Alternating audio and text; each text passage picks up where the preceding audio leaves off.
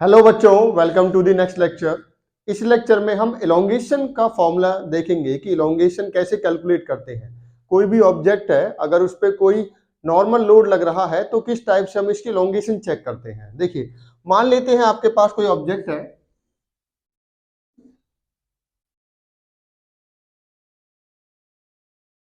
ठीक है। इस ऑब्जेक्ट का नाम इसको हम बार बुलाएंगे। देखिए, बार का मतलब होता है एक ऐसा मेंबर जिसकी लेंथ उसके डायमीटर से ग्रेटर हो, ठीक है।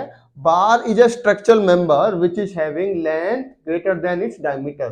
तो कोई भी ऐसा ऑब्जेक्ट जिसकी लेंथ उसके डायमीटर से ज्यादा हो उसको हम बार बुला देते हैं, ठीक है। मान लेते हैं इसकी लेंथ क्या है, कैपिटल एल है, ठीक है।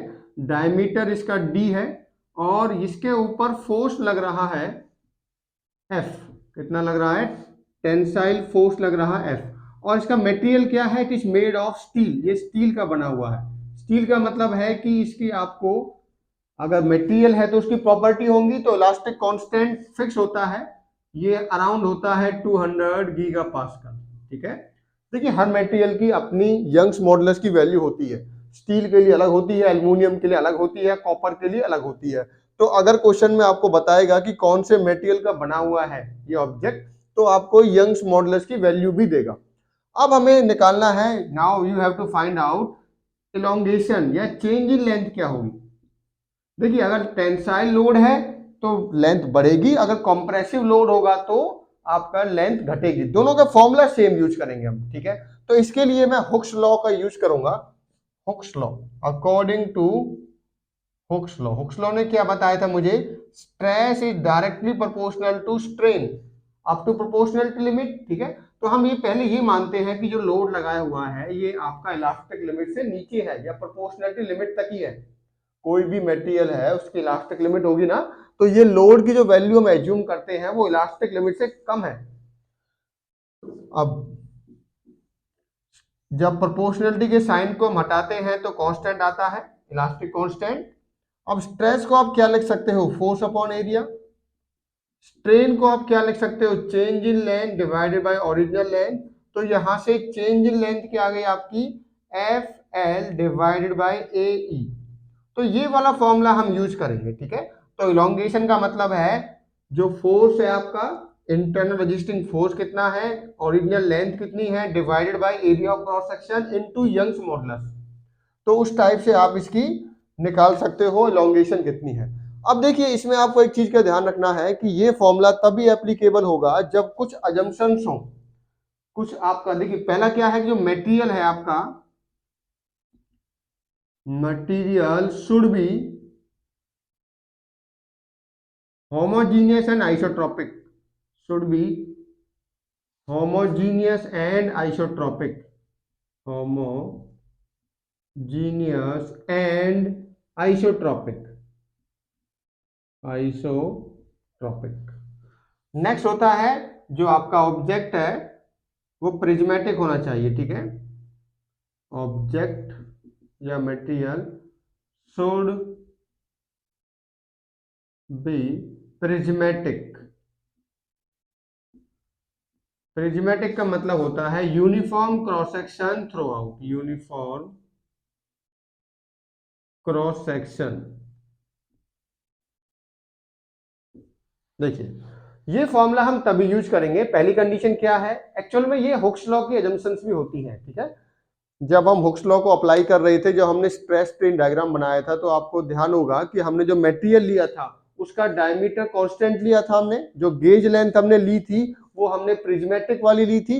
देखिए, यहाँ पर डायमीटर सभी जगह पर डी है, इसका मतलब ये प्रिज्मेटिक है।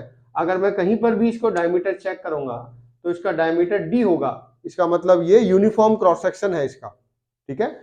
ऐसा नहीं होना चाहिए कि अगर मान लीजिए इस टाइप से है कोई मटेरियल, इस टाइप से आपने एफ फोर्स लगाया हुआ है, एल इसकी लेंथ है, तो अगर आप इसमें अब ये फॉर्मूला लगाना चाहोगे एफ एल बाई ए, तो ये रॉन्ग हो जाएगा, ठीक है। दैट इज रॉन्ग, इसके बराबर नहीं होता है। दैट मीन्स कि आपका जो मटेरियल है वो कैसा होना चाहिए, इसके लिए डिफरेंट फॉर्मूला होगा, ठीक है। ऐसा और ऐसा भी नहीं होना चाहिए, मान लीजिए यहां से यहां तक आपका ऐसा मटेरियल है, फिर ऐसा है, उसके बाद ये बढ़ गया और आपने इस पे फोर्स लगाया, ठीक है। और लेंथ क्या है आपकी L, और आपके बोला गया कि एलोंगेशन बताइए, तो आप ऐसे नहीं लगाओगे FL/AE, क्योंकि इसमें आपका प्रिज्मेटिक नहीं है ऑब्जेक्ट, ये डिफरेंट डिफरेंट क्रॉस सेक्शन पे, देखिए यहाँ पर डायमीटर, यहाँ पर क्रॉस सेक्शन ज्यादा है, यहाँ पर कम है, यहाँ पर ज्यादा, तो हम इसको ऐसे यूज नहीं कर सकते। तो आप समझ गए होंगे अभी कि प्रिज्मेटिक का मतलब क्या है, कि क्रॉस सेक्शन आपका यूनिफॉर्म रहना चाहिए थ्रू आउट। नेक्स्ट होता है जो मटेरियल है, मान लीजिए स्टील है, कोई भी मटेरियल है, वो होमोजीनियस और आइसोट्रोपिक रहना चाहिए। होमोजीनियस का मतलब क्या होता है, देखिए होमोजीनियस का मतलब समझते हैं पहले।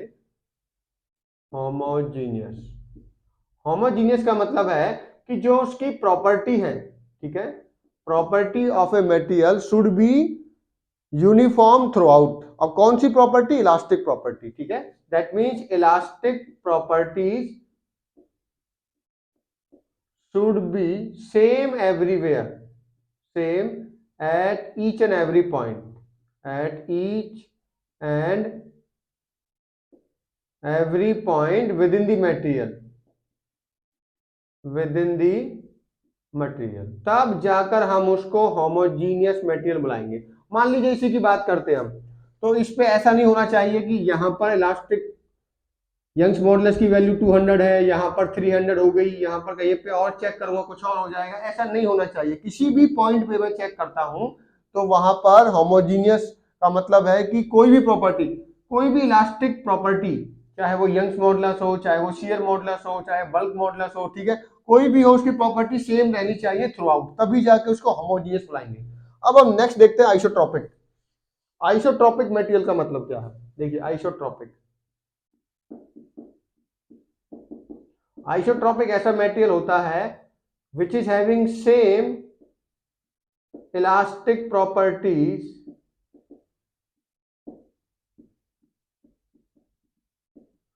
at every direction, every direction, जिसकी सभी डायरेक्शन में इलास्टिक प्रॉपर्टी सेम हो। ऐसा नहीं होना चाहिए कि मैं बात कर रहा हूं एक्स में इसका 200 है एक्स डायरेक्शन में, अगर मैं बात करता हूं वाई में इसका 250 हो गया, ऐसा नहीं होना चाहिए कि एक्स डायरेक्शन में यंग्स मॉडुलस की वैल्यू 200 है, वाई डायरेक्शन में 250 है, तो हम उसको एन आइसोट्रोपिक बुलाते हैं।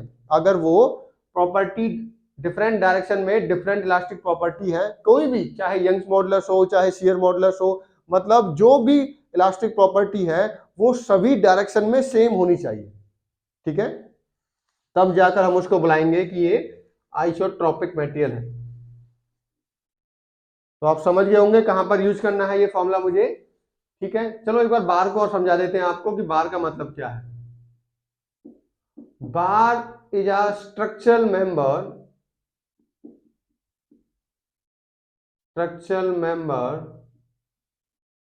which is having length greater than its diameter, एक ऐसा स्ट्रक्चरल मेंबर जिसकी लेंथ उसके डायमीटर से एक्स्ट्रा होती है। अब हमारे पास कुछ और भी नेम है, जैसे मैं कहता हूं कॉलम। कॉलम क्या होता है, वो बार जिसको वर्टिकल पोजीशन पे हम, जिसके ऊपर क्या लगाएं, हम कंप्रेसिव फोर्स, ठीक है, अगर बार को वर्टिकल पोजीशन में कंप्रेसिव फोर्स लगाया जाएगा तो उसको हम कॉलम बुलाएंगे, ठीक है।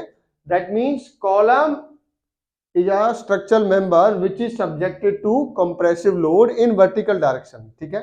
उसी टाइप से अगर हम बात करते हैं बीम क्या होती है, ठीक है, अगर हम बात करते हैं बीम क्या होती है, बीम एक स्ट्रक्चरल मेंबर होती है जो, या बोलिए ऐसा बार जिसके ऊपर प्योर मोमेंट लग रहा हो, बेंडिंग मोमेंट लग रहा हो, उसको हम बीम बुलाएंगे, ठीक है।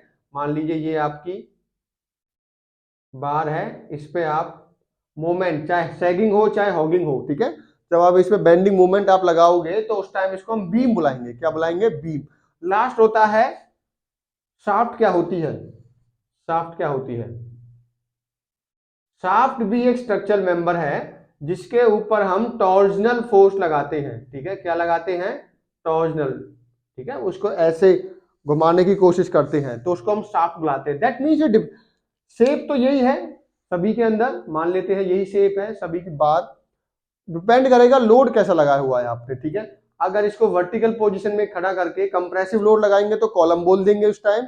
अगर इस पे मैं बेंडिंग मोमेंट लगाऊंगा तो इसको हम बुलाएंगे बीम, अगर इस पे मैं टॉर्जनल फोर्स लगाऊंगा तो इसको हम बुलाएंगे शाफ्ट। ठीक है, तो थैंक यू।